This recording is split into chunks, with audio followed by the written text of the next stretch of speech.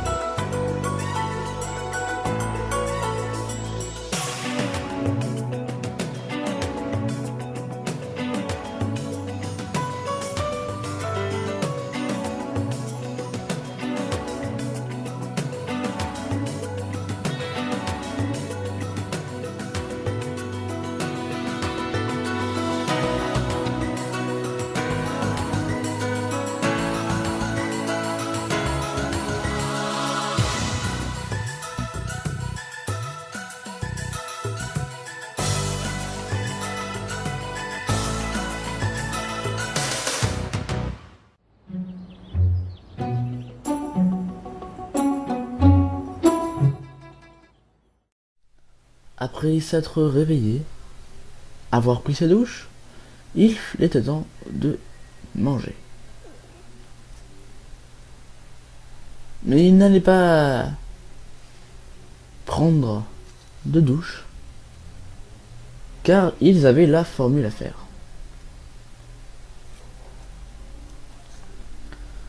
Ils allaient la réciter pour la dernière fois.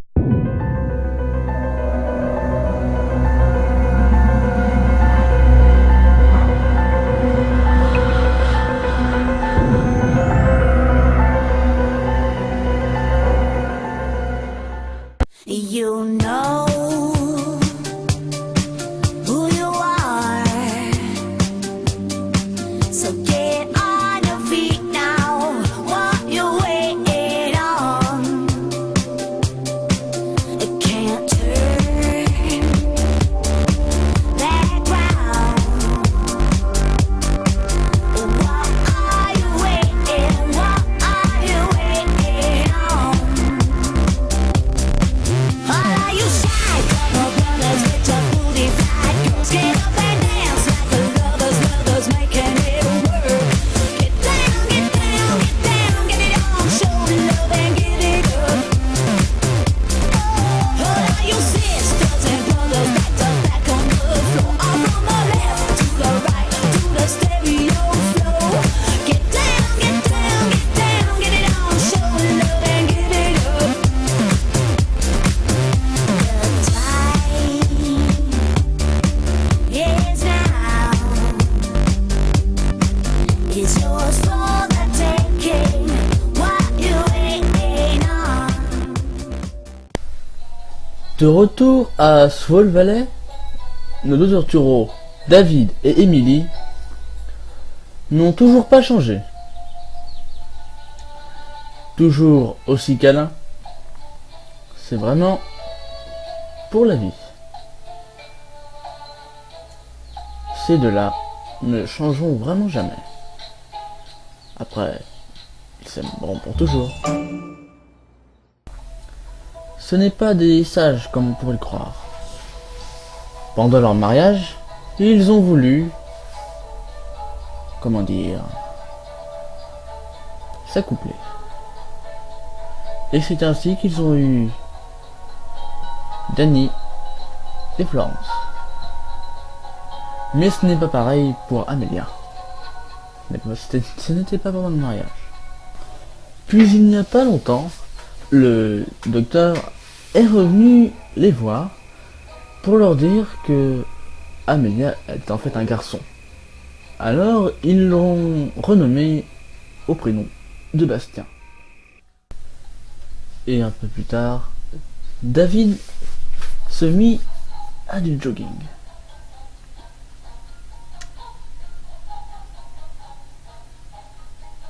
Des exercices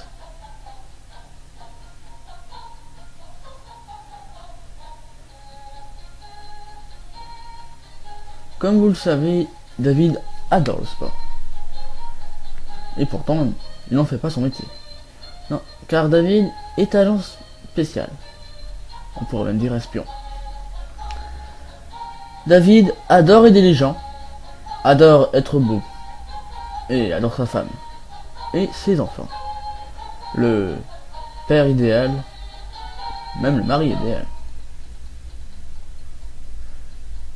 Mais ce n'est pas tous les jours la vie en rose. Car David devait partir au travail, ou autant dire espionner Agnès et Yvette. Mais il avait d'autres préoccupations pour le moment. Et pensait avant tout à la forêt. Et dès ce soir, il partait espionner les sorcières et les sorciers. David partait chez Agnès en jogging. Oui, car David n'aimait pas trop la voiture. Il voulait dépenser son énergie. Et il allait vraiment discret.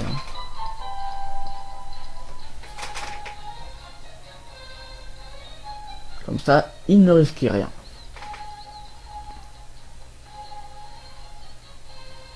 Et si jamais il se faisait piéger, il suffisait d'un tout petit bouton pour appeler les agents secrets. Après un long chemin épuisant,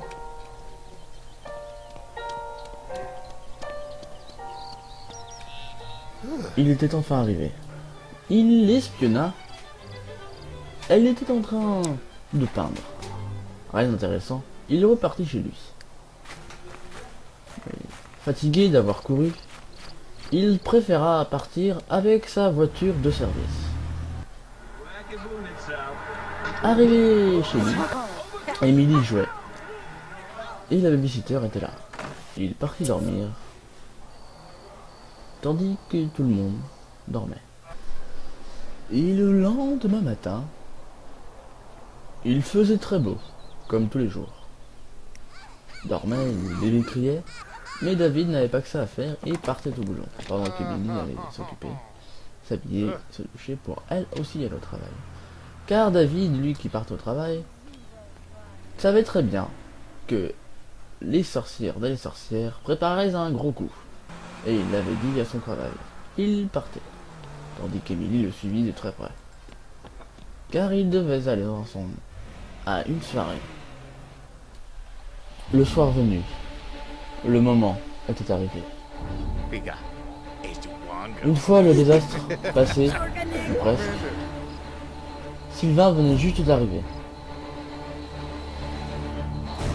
Mais il venait de revoir Yvette. Et il allait donc en souffrir.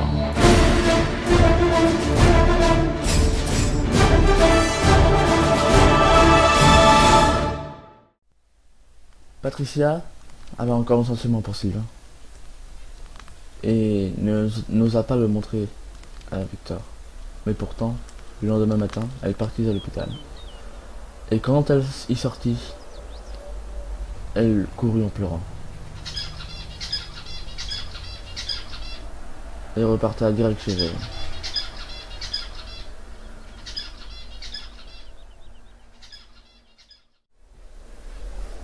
Le jour du drame, à 18 h, Marion allait se coucher sans savoir que son père s'était évanoui.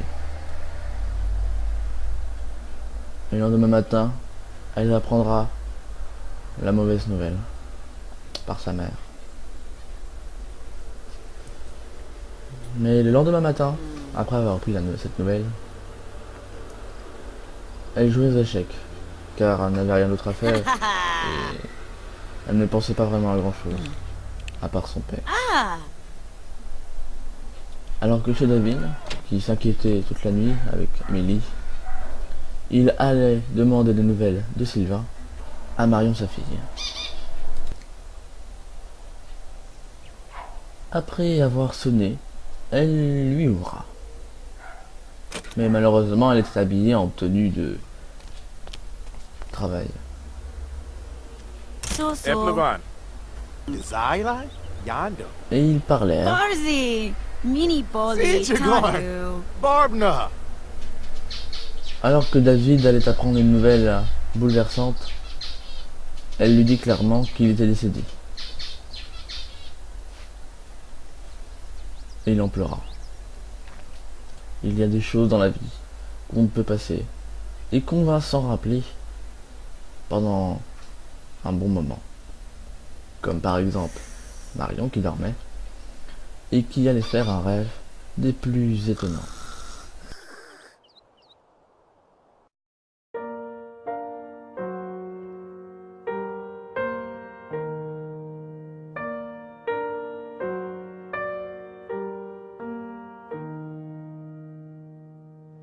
Alors tu vois comme tout se mêle et du cœur à tes lèvres, je deviens un casse-tête. Ton rire me crie de te lâcher avant de perdre prise et d'abandonner, car je ne t'en demanderai jamais autant. Déjà que tu me traites comme un grand enfant et nous n'avons plus rien à risquer à part nos vies qu'on laisse de côté. Et il m'aime encore et moi je t'aime un peu plus fort, mais il m'aime encore et moi je t'aime un peu plus fort.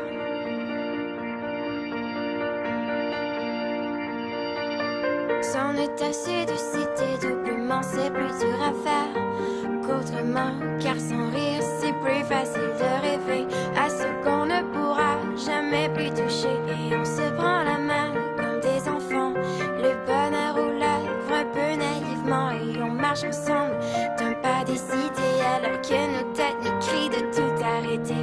Il m'aime encore et toi tu m'aimes un peu plus fort, mais il m'aime encore et moi je t'aime un peu plus fort. Et malgré ça il m'aime encore et moi je t'aime un peu plus fort, mais il m'aime encore et moi je t'aime un peu plus fort.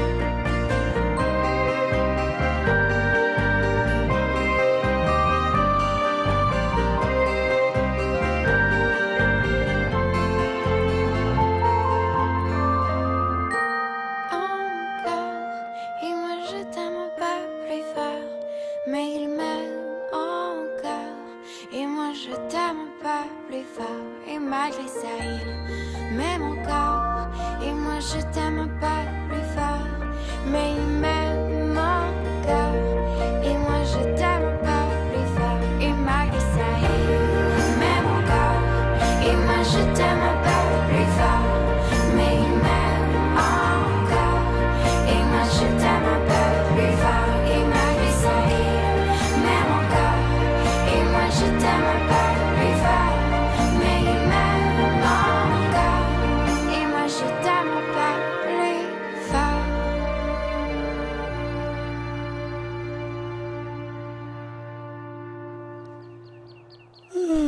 Marion qui venait à peine de se réveiller après un rêve, partit au travail. Alors que pendant ce temps chez Mirabel, comme David n'était pas là, il était au travail, sa femme aussi, ils avaient appelé le babysitter. Tout allait bien. Il s'amusait comme un fou. Mais comme le babysitter venait à peine d'arriver, cela ne voulait rien dire. Mais que pourrait-il bien arriver à cette famille qui, pour l'instant, n'a que du bonheur à nous offrir?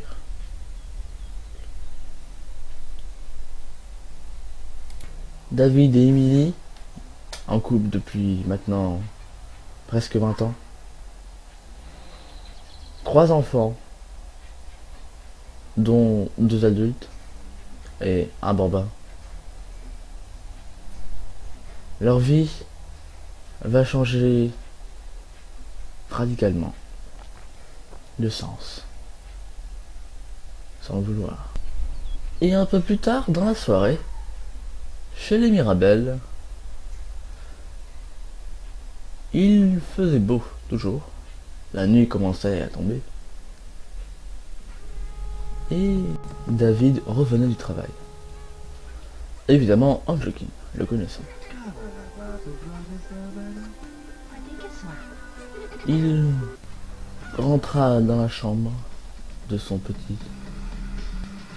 Mais malheureusement, Bastien n'y était plus. Où était parti Bastien? David se mit à pleurer d'un coup. Il cria: mais où est mon fils? Mais son fils n'était pas très loin. Non. Car son fils était toujours dans la ville. Mais pas vraiment à sa place. Non. Car son fils était chez la babysitter. Et cette babysitter n'avait pas l'intention de garder Bastien. Car elle connaissait très bien la famille. Il avait un passé sulfureux par rapport à la police. David le connaissait, savait qui il était, mais ne savait pas qu'il avait enlevé son fils. Et il sortit de l'ombre et dit: